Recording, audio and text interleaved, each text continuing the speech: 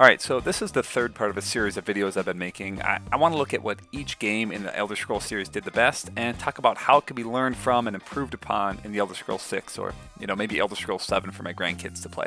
So, first, I want to make sure we all know I'm talking about Oblivion today, the best game.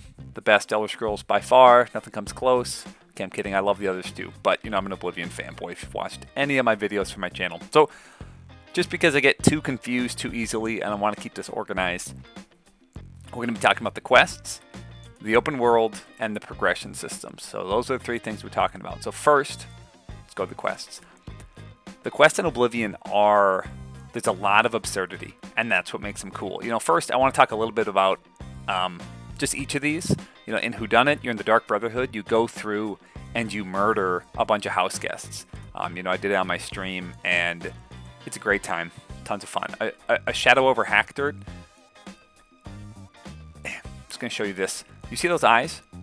What am I looking at right here? What are you looking at? I don't know. You don't know. None of us know. It's terrifying. It's horrific. I wish they did more with it. It felt undercooked, but it's super interesting, super cool. The bloated float.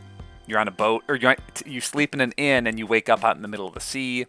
Through a nightmare darkly, you go into a guy's dream. This one's not the painter one. Missing. Go into a guy's dream. This is the Inception one, where you convince him he's cool in his own dream. It's awesome. Where spirits have lease. Lots of cool lore here. You buy the house in Anvil. It's awesome. And really that house, that haunted house, I love to compare it to the Mullik Ball quest in Skyrim with Markarth, where you hit this guy with a thing. It's just so much cooler, and it relies less on just the scary sound effects and the visuals. Zero visibility. You find a town, everybody's invisible, and you find this wizard and you harass him. He gives you a scroll. You can turn the whole town back to visible, or you can use the scroll right there, which will turn the guy visible again too, and he gets mad at you. Using this scroll gives you minus 50 luck. And if you don't talk to him and say hey, is this safe? He's not even going to tell you anything about it. If you do, he gives you a ring that you can wear that will keep you safe. After the quest is done, you can kill him if you want. I just like that there's a lot of different options to the way this quest can turn out, and it's creative. You just find a town of a bunch of invisible people. Caught in the Hunt is the most dangerous game. You're hunting people, it's fun. Vermina, if you've never done Vermina, it's a really creepy tower. It's awesome. A Brush with Death, you go inside of a painting, I think it's cool. And then some Dark Brotherhood quests, and this Fighter's Guild quest where you kidnap and torture a farm tool. And, the only reason I put Schedule for Execution in here, it's not even that interesting of a quest, but Valen Dreth at the beginning, watch the video where he goes over the quotes for depending on what race and sex you pick. He's sexist, he's racist, he says a lot of inappropriate things, and then you get to kill him. And I think a lot of modern games aren't willing to go there. They're not willing to have someone even be like that. Some notable mentions, when I kill that unicorn, I actually feel bad for it. These are some Daedric quests, and you set up, I think it's, gosh, I always forget, not Malakath.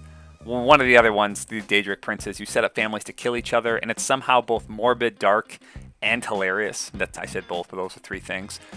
It's just a great quest. There's a lot of fun, interesting quests in Oblivion, and I really hope that they're willing to take risks, and they're okay with being absurd in moving forward. I think that's what really makes these quests good. And to really highlight what I mean about risks, so we're going to scroll down a bit. We're going to zoom out. Maybe let's try 125. Okay, so in the Whodunit quest, you talk to the guests, and a lot of it is just, you get to talk to each of them. I charmed some of them. I didn't go through all of the dialogue. I was just playing around. And this first woman I talked to, she says, oh, the little dark elf, when you ask about her, she seems a nice enough girl. But to be perfectly honest, I've never trusted their kind. And so it's just that racism, that discrimination. And as I'm walking away, you hear this guy talking to a Nord, and he says, so Nord, if you find the gold, what will you spend it on? Wait, let me guess, a sleazy whore and a nice new battle axe, am I right?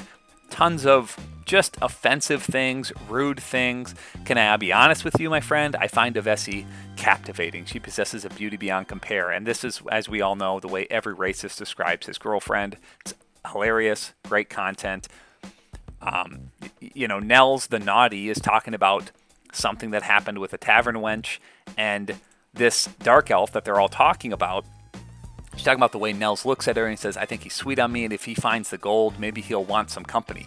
And, it's implying she's a gold digger. And so many modern games are just not willing to go there. They're not willing to be sexist. They're not willing to be racist. They're not willing to offend anybody. So they're not willing to take risks. These are great quests. And I'm not saying that they're great because they're racist or because they're sexist.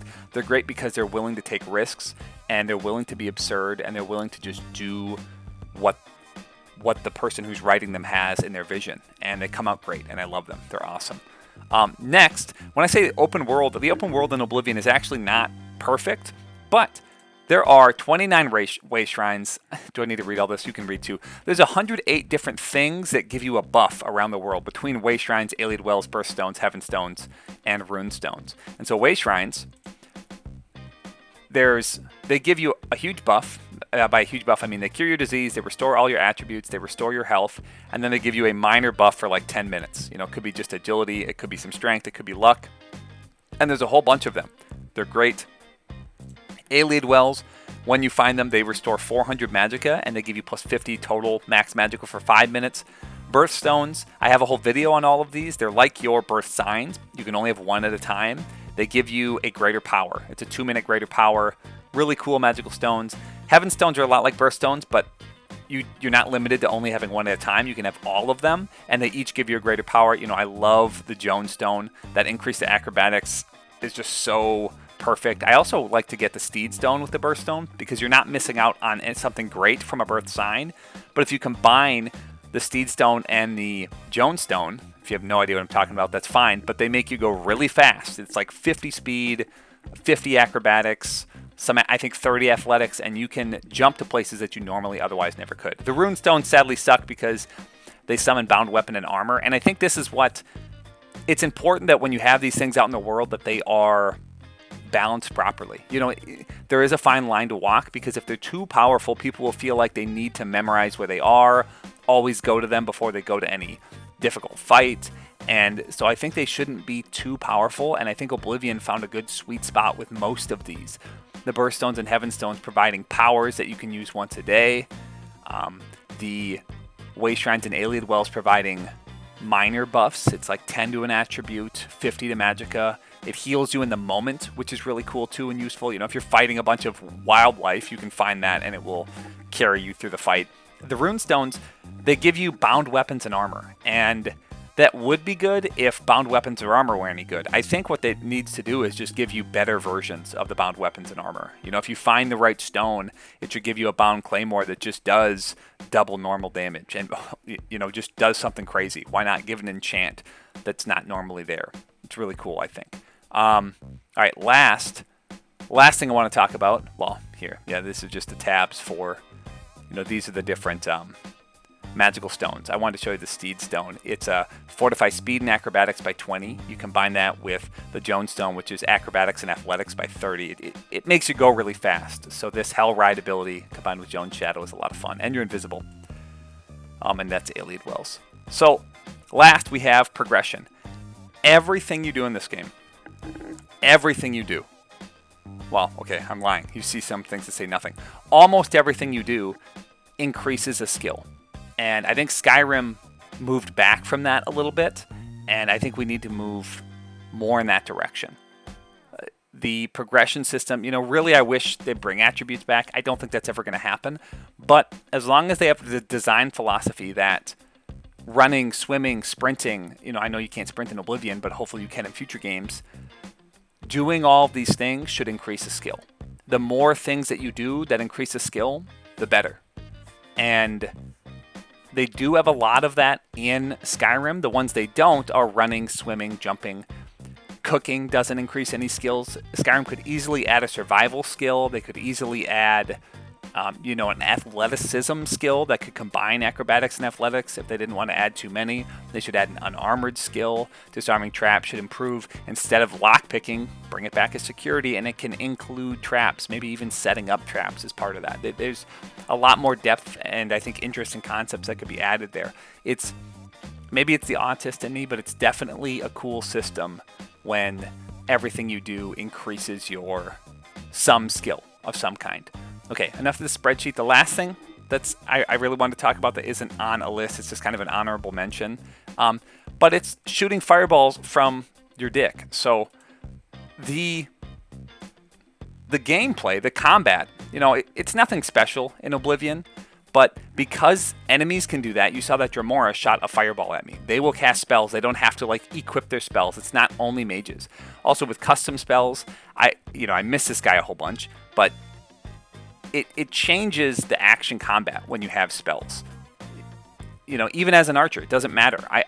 In Skyrim, all I would be doing is shooting these guys with the bow over and over again until they're dead.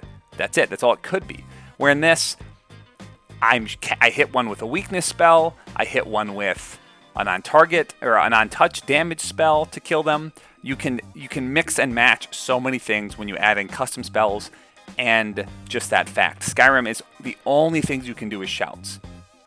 And I think that's very limiting. And so I think magic really needs to come back as shooting fireballs out of your sword and your bow.